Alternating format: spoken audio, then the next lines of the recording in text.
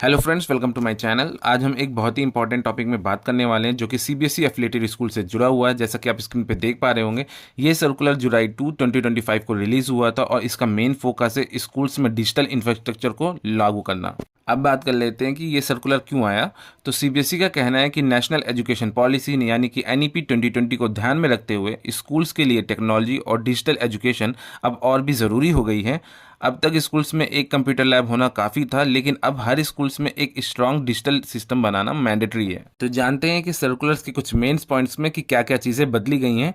ये circular schools को कुछ नए रूल्स फॉलो करने के लिए कहता है, इसे ध्यान से सुनिएगा।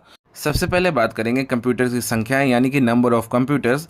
अब से स्कूल्स को हर 18 स्टूडेंट पर एक कंप्यूटर सिस्टम रखना होगा, जैसे कि डेस्कटॉप, लैपटॉप या क्रोमबुक। इसका मतलब है कि कंप्यूटर लैब में कम से कम 40 कंप्यूटर सिस्टम होने चाहिए।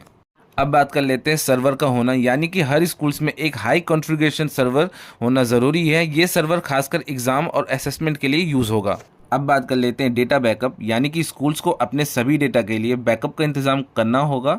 इसके लिए आप क्लाउड बेस्ड स्टोरेज या एक्सटर्नल हार्ड ड्राइव का यूज़ कर सकते हैं। अब बात कर लेते हैं इंटरनेट कनेक्टिविटी की। मीन्स स्कूल्स को हाई स्पीड इंटरनेट कनेक्टिविटी देनी होगी, जो कि लीज लाइन या वाईफाई के थ्रू हो सकती है। अब बात कर लेते हैं एसेसरीज की। हर कंप्यूटर लैब में कम से कम 2 प्रिंटर और 2 स्कैनर होने चाहिए। साथ ही साथ सभी कंप्यूटर सिस्टम को पावर बैकअप देने के लिए यूपीएस होना मैंडेटरी है। अब बात कर लेते हैं सॉफ्टवेयर्स की। तो स्कूल को लाइसेंस सॉफ्टवेयर जिसमें एंटीवायरस और सिक्योरिटी सिस्टम शामिल हैं, उसका यूज़ करना होगा। अब बात कर लेते हैं क्लासरूम टेक, यानी कि स्मार्ट बोर्ड्स।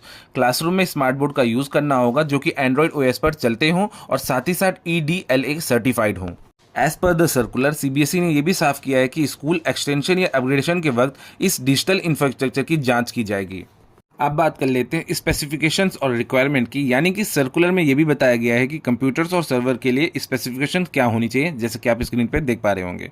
अब बात करेंगे ऑपरेटिंग सिस्टम की। तो सीबीएसई लिनक्स को रिकमेंड करता है, लेकिन स्कूल्स विंडोज 10 या उसका नया वर्जन या क्रोम ओएस भी यूज़ कर सकते हैं। अब बात कर लेते हैं प्रोसेसर की। तो डेस्कटॉप और लैपटॉप के लिए कम से कम इंटेल iCore 5 जो कि 10th जनरेशन या उससे ऊपर होना चाहिए, या उसके बराबर का प्रोसेसर कोई भी हो सकता है। साथ ही साथ आप इंटेल सेलेरियन N सीरीज या उससे अबव या मीडियाटेक का कोई सा भी सीरीज या उससे अबव यूज़ कर सकते हैं। अब बात कर लेते हैं रैम की। तो कम से कम 4 GB रैम होना ज़रूरी है। स्टोरेज आपके पास कम से कम 128 GB SSD या 1 TB HDD यानी कि हार्ड डिस्क ड्राइव की ज़रूरत होगी। अब बात कर लेते हैं डिवाइस मैनेजमेंट सॉफ्टवेयर की। ये एक बहुत ही इंपॉर्टेंट पॉइंट है। स्कूल को ऐसे सॉफ्टवेयर यूज़ करना होगा जो IT एडमिट्स को रिमोट मॉनिटरिंग, डेटा वाइपआउट और सेफर ब्राउजिंग एक्सपीरियंस प्रोवाइड करने में सुविधा दे।